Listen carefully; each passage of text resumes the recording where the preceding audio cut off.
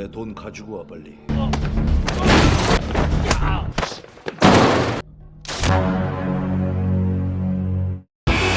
Selamat datang di channel Mad Monkey, kembali lagi bersama saya Demi. Kali ini seperti biasa saya akan merangkum sebuah film yang tentunya adalah film baku hantam lagi pak. Nah, dan telapak budaya. Nah, yang berjudul Unstoppable yang rilis pada tahun 2018, dimana tanpa perlu terlalu banyak beradu mulut di awal, maka dari itu siapkan nyali dan senjata kalian semua. Mari langsung kita serang saja dengan kekuatan penuh dan secara serentak katakan passwordnya bersama-sama. 1, 2, 3. Apa passwordnya? Hantam Bang Editor. Tor.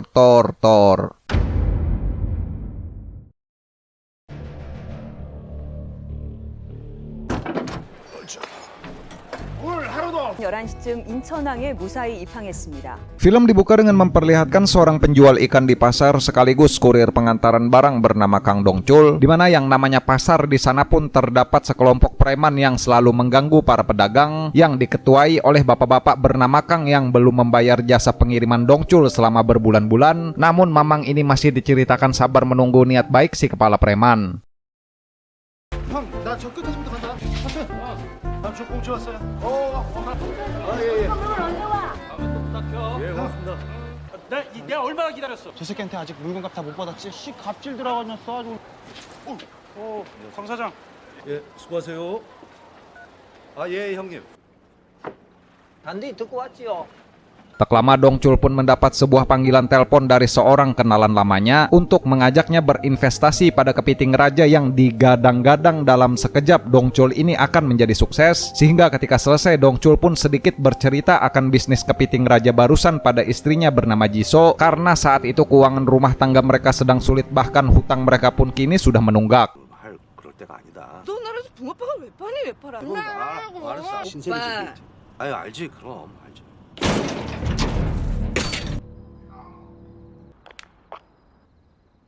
Beralih ke tempat lain, kita pun akan melihat seorang pria, yaitu si penjahat di film ini bernama Kitai, yang kala itu sedang berada di sebuah apartemen untuk menghampiri seorang pria parubaya, di mana tujuan Kitai ini di sana adalah untuk menagih hutang kepada si bapak yang kini masih belum mempunyai uang. Sehingga tanpa basa-basi Kitai pun langsung menghajar si bapak dengan cara yang sadis. 하나 둘 셋.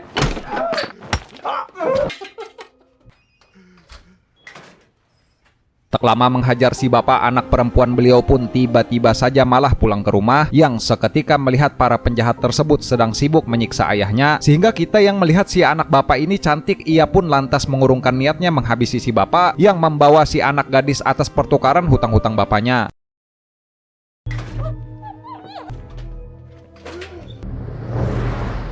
Ketika para penjahat ini berada di perjalanan sembari membawa putri si bapak yang dibius pingsan, anak buah kita pun tidak sengaja menabrak mobil di depan yang rupanya itu adalah mobilnya si Mamang. Sehingga beliau pun turun, namun bukan untuk minta ganti rugi, melainkan hanya minta orang-orang ini bersedia dipoto guna mengklaim garansi. Namun penjahat itu malah menghina dan melempar uang kepada si Mamang. 선생님 잠시만요. 아유, 괜찮으세요? 받으라고. 지금 뭐 하시는 거예요? 에?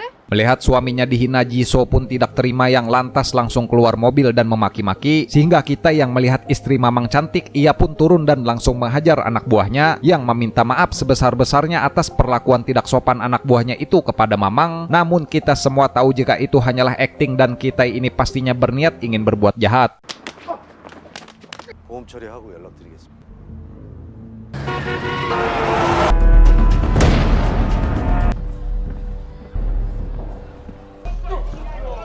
Beres kejadian tersebut, Dongcul pun menemui ketua Kang untuk meminta upah bayaran selama ia mengantar paket, yang dengan sangat rendah hati menagih karena Mamang ini sangat membutuhkan uang tersebut. Sehingga ketua Kang yang culas, ia pun berkelit tidak punya uang sama sekali dan hanya memberikan sebagian kecil, yang Mamang pun di sini masih dengan sabar terpaksa menerima uang itu.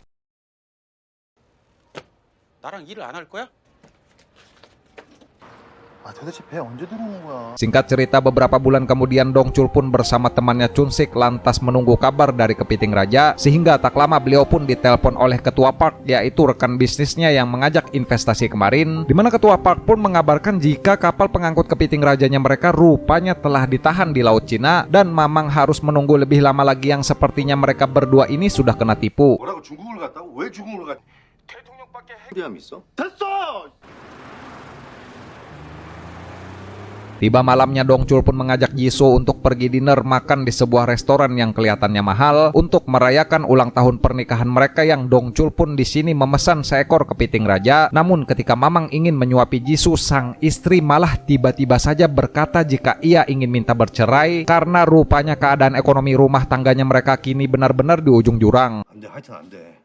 어떻게 먼저 이거를 1억으로 지나서 Yang mana selain properti mereka yang kini sudah disita bank, bayar kontrakan bulan depan pun Jisoo pun kini dibuat bingung. Namun Dongchul pun berkata jika istrinya itu tidak perlu khawatir karena ia akan menyelesaikan masalah tersebut karena beliau yakin jika investasi kepiting raja miliknya pasti akan membuat keadaan ekonomi mereka membaik. Namun Jisoo yang tidak percaya dan menganggap itu tak pasti, ia pun akhirnya memutuskan pulang sendiri.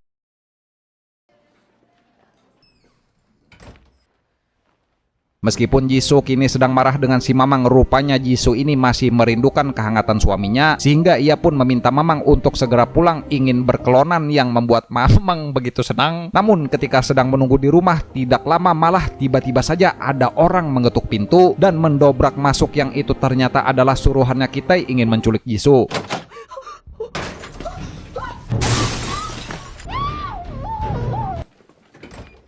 Alih-alih dapat kelonan istri, Mamang pun sangat dibuat terkejut karena keadaan rumahnya yang porak-poranda, yang setelah melihat jendela pecah, Mamang pun panik dan mencari Jisoo kemana-mana, sehingga beliau pun langsung melaporkan penculikan istrinya itu kepada pihak kepolisian. Namun polisi sayangnya tidak bisa menemukan apa-apa karena CCTV di area tersebut ternyata sudah disabotase. 이 차가 용의자들 하나도 안 됐어요.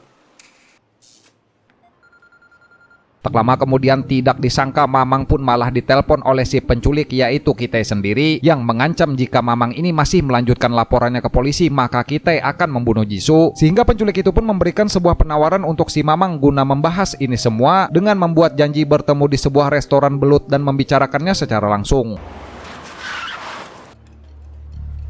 Tiba di restoran belut, Mamang pun dengan sabar menunggu Kitai di sana selama berjam-jam lamanya. Namun si kunyuk ini malah tidak kunjung muncul hingga handphone di atas meja pun lantas berdering. Yang rupanya si Kitai ini tidak bisa datang dan malah menawarkan tas berisi banyak uang yang ada di depannya Mamang untuk pertukaran atau sebagai ganti rugi atas tubuh Jisoo istrinya. Waduh nih, cari mati nih si penculik ya. 여보세요. 다 똑같은 돈이야. 안 그래? 네 마누라 몸값. 준식아!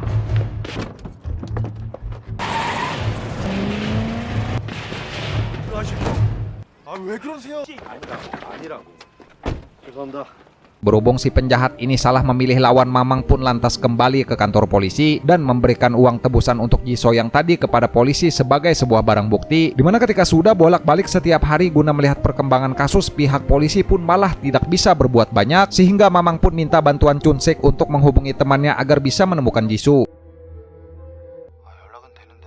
Dimana temannya Chun-sik ini dikenal bisa menuntaskan masalah apa saja bahkan yang sulit sekalipun. Namun orang tersebut tidak mau bekerja jika ia tidak mendapat bayaran yang tinggi. Sehingga Mamang pun akhirnya pergi menemui Ketua Kang yang disinilah kita akan melihat jiwa brutalnya Mamang yang ingin menagih seluruh upahnya selama ini yang masih tak kunjung dibayar.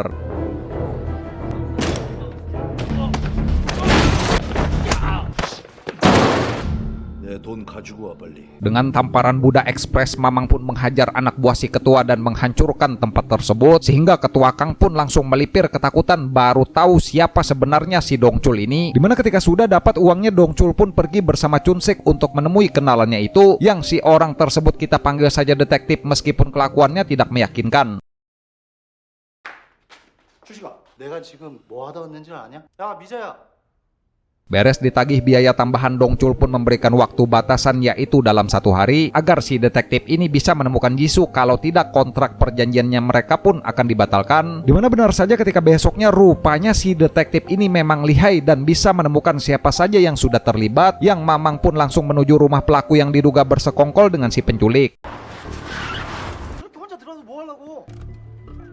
Naas ketika sampai orang tersebut rupanya bukan termasuk anak buahnya Kitai, namun hanya orang suruhan yang dibayar untuk membawakan tas berisi uang ke restoran belut di tempo hari. Sehingga Dongchul pun langsung bertanya seluruh informasi yang pria itu tahu untuk bisa menemukan Jisoo, yang kemudian mereka pun bergegas menuju tempat di mana orang itu menjual nomor polisi mobilnya. Tiba di bangunan kosong yang rupanya hanyalah kamuflase dari tempat cuci uang penjualan nomor polisi ilegal, Mamang pun tanpa basa-basi langsung menanyakan informasi siapa yang telah membeli nomor polisi ilegal dari mereka, sehingga ibu-ibu penjahat yang terusik ia pun lantas menyuruh anak buahnya untuk menghabisi si Mamang. Namun itu adalah kesalahan besar karena pria di depannya mereka ini pemilik tamparan budak ekspres.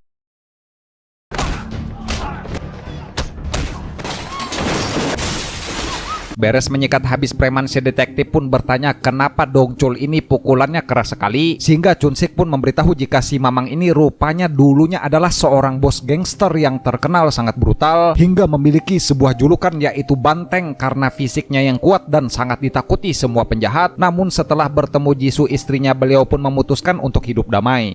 빨리 가자. Dengan keterangan dari korban terdahulu yaitu seorang pria yang juga mengalami nasib yang sama, Mamang pun akhirnya mengetahui jika Kitai ini adalah seorang pria gila yang sangat terobsesi dengan perdagangan wanita, sehingga Kitai pun kerap menculik para gadis, mengambil istri orang dan memberikan uang kompensasi sebagai ganti, yang uang tersebut selalu diterima namun tidak untuk si Mamang mantan gangster berjuluk Banteng yang cinta istri. Tersadar jika kartu nama yang ia dapat dari ibu-ibu penjahat rupanya sama dengan kartu nama ketika mobilnya ditabrak dulu, Mamang pun langsung pergi ke tempat yang tertulis di kartu nama tersebut yang ternyata benar di sana ada anak buahnya Kitai, sehingga tanpa banyak omong Mamang pun langsung menyeret pria itu yang kini mukanya sudah jadi adonan untuk diinterogasi sembari disiksa dengan menyetrumnya menggunakan aki mobil. Tak lama Kitai pun menelpon Dongcul dan bilang jika ia sangat terusik dengan keberadaan si Mamang karena selama ini orang yang ia tawari uang dengan menjual istrinya tidak ada satupun yang protes, sehingga karena kesal Kitai pun mengajak untuk berlomba siapa yang terlebih dahulu bisa membunuh, antara Mamang membunuh anak buahnya atau Kitai yang lebih dulu membunuh Jisoo.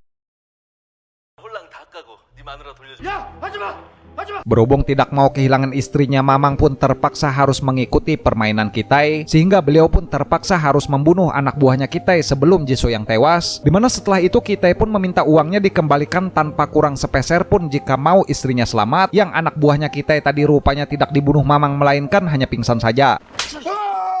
나만 몰랐던 거야?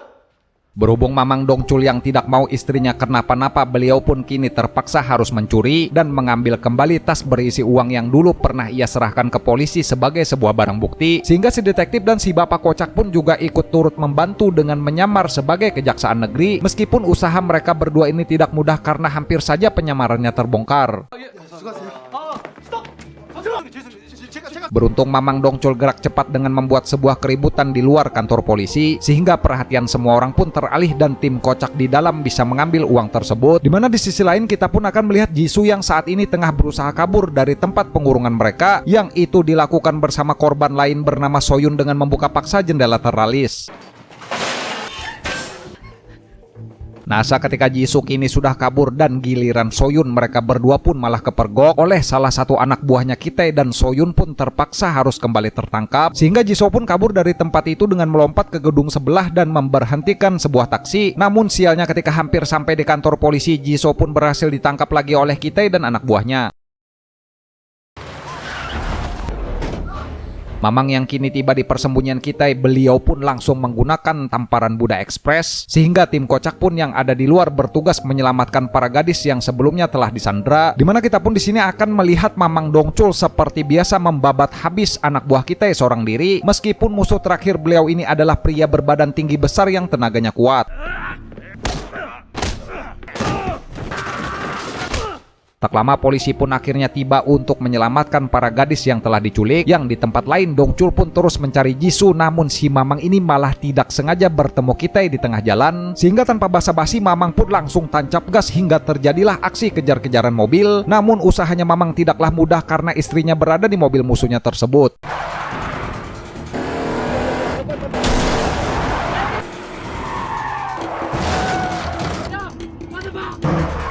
Dimana jika Mamang sedikit saja melakukan kesalahan, tentunya nyawa Jisoo pun juga bisa ikut terancam, sehingga setelah kejar-kejaran yang cukup lama, mobil Kitai pun oleng dan terlihat akan keluar jalan, yang karena berhubung si Mamang tidak ingin istrinya celaka, beliau pun lantas menghadang mobilnya Kitai, sehingga mobilnya si Mamang pun terperosok dan terguling keluar dari lintasan.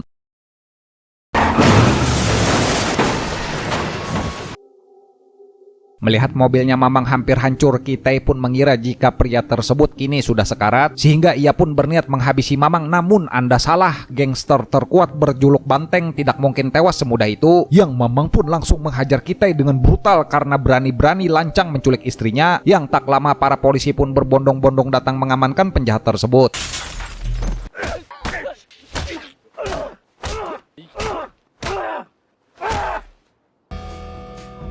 Di mana Mamang pun kini dianggap sebagai pahlawan karena telah berhasil membongkar kedok bisnis perdagangan wanita seorang diri, sehingga beberapa bulan kemudian kapal yang mengangkut investasi kepiting raja pun kini diberitakan sudah berlabuh, yang rupanya investasi kepiting raja itu sungguhan dan ekonomi Mamang pun kini kembali membaik. Bahkan beliau ini dan Jisoo sang istri kini sudah memiliki restoran sendiri.